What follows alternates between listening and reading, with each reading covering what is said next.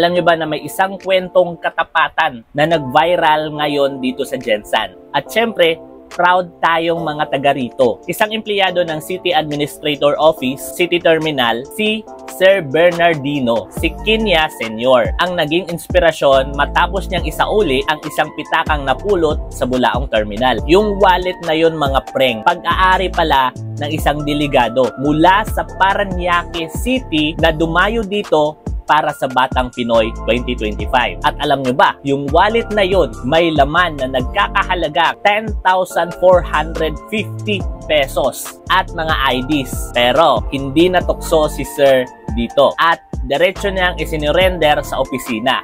Wow! Ganitong klaseng honesty ang tunay na nagpapakita ng serbisyong totoo at magandang Gensan's spirit. Dahil sa kanya, mas lalong humanga ang mga bisita natin sa hospitality ng General Santos. Saludo kami sa iyo, Sir Bernardino, si Kenya Senior. Dapat ka talagang tularan. At yan ang tatak ng isang Gensanians. Follow for more.